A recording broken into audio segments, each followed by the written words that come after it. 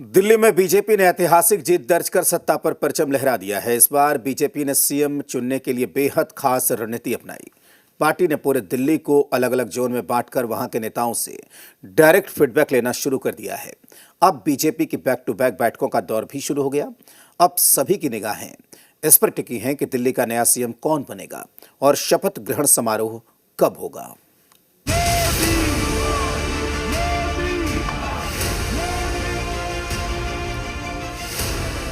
यमुना मैया की, यमुना मैया की।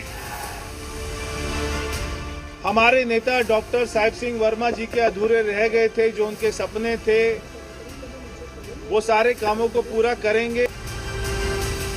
दिल्ली में भाजपा सरकार चाहिए।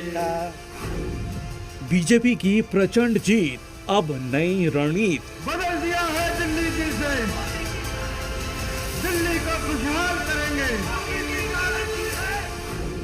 सीएम के लिए जोन वाला मास्टर स्ट्रोक। जीत गए रण, अब जोन वाइज विश्लेषण। मोदी, मोदी, मोदी। दिल्ली में बीजेपी ने ऐतिहासिक जीत दर्ज कर ली है, लेकिन असली खेल अब शुरू हुआ है। मुख्यमंत्री का चेहरा कौन होगा, इसको लेकर जारी सस्पेंस के बीच बीजेपी ने इस बार सीएम चुनने के लिए पारंपरिक अंदाज से हटकर एक नई रणनीति अपनाई है। बीजेपी ने दिल्ली को अलग अलग जोन में बांट दिया है और हर जोन के नेताओं से फीडबैक लिया जा रहा है। ये एक सटीक राजनीतिक दांव है जो बीजेपी को सत्ता में मजबूती से जमे रहने में मदद करेगा। दिल्ली जैसे छोटे प्रदेश को जोन वाइज बांटने का बीजेपी का फैसला चौंकाने वाला जरूर है, लेकिन इसके पीछे गहरी रणनीति है। दिल्ली में बीजेपी की बैठकों का सिलसिला शुरू हो गया है। दिल्ली के सभी विधायकों के साथ बैठकें हो रही हैं। लोकसभा वाइज बैठक में फीडबैक लिया जा रहा है। पार्टी हर इलाके के नेताओं से अलग अलग राय ले रही है ताकि ग्राउंड रिपोर्ट को समझा जा सके। बीजेपी जानती है कि दिल्ली के हर विधानसभा क्षेत्र की अपनी अलग समस्या और प्राथमिकता होती है, इसलिए पार्टी पूरे राज्य को एक नजरिए से देखने की बजाय जोन वाइज विश्लेषण कर रही है। एक और 58% है, एक और 42% है। मेरा नैतिक दायित्व बनता है कि 58% लोगों का सम्मान होना चाहिए। मुझे मालूम है शिव बिहार तिराही से लेकर के और ब्रिजपुरी तक उस रोड की क्या स्थिति है, मैं जानता हूँ। निश्चित रूप से उसको हम उसको चौड़ा करेंगे, रोड को वहाँ चौड़ा करेंगे। बीजेपी ये सुनिश्चित करना चाहती है कि आम आदमी पार्टी सरकार में जो वादे किए गए थे वो किस हद तक जमीन पर उतरे। मुफ्त बिजली, पानी, स्वास्थ्य और शिक्षा के दावों की सच्चाई जानने के लिए बीजेपी अलग अलग इलाकों में अपने नेताओं से सीधे रिपोर्ट ले रही है। बीजेपी ये भी समझना चाहती है कि जनता किस मुद्दे पर कितनी संतुष्ट है और कहां असंतोष है। ये रणनीति बीजेपी को आगामी 5 साल के लिए एक ठोस एजेंडा तैयार करने में मदद करेगी।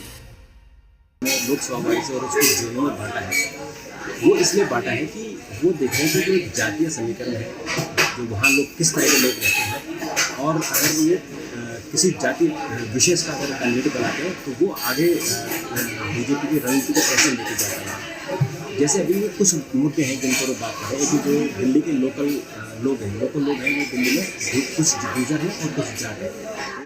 बीजेपी में इस बार सीएम चयन की प्रक्रिया पूरी तरह से लोकतांत्रिक अंदाज में हो रही है। न सिर्फ नेताओं की राय ली जा रही है, बल्कि विधायक और स्थानीय संगठनों से भी फीडबैक मांगा जा रहा है। पार्टी का लक्ष्य ये सुनिश्चित करना है कि जो चेहरा मुख्यमंत्री बने वो पूरे प्रदेश के लिए स्वीकार्य हो और हर जोन में पार्टी का प्रतिनिधित्व कर सके। दिल्ली बीजेपी की एक महत्वपूर्ण बैठक जिसमें तमाम विधायकों को बुलाया गया है, लोकसभा वाइज इस बैठक को बुलाया गया है और ये बैठक परिचय बैठक है जिसमें वीरेंद्र सचदेवा मौजूद रहेंगे, बैजंत पांडा मौजूद रहेंगे, उसके साथ ही साथ बीएल संतोष मौजूद रहेंगे।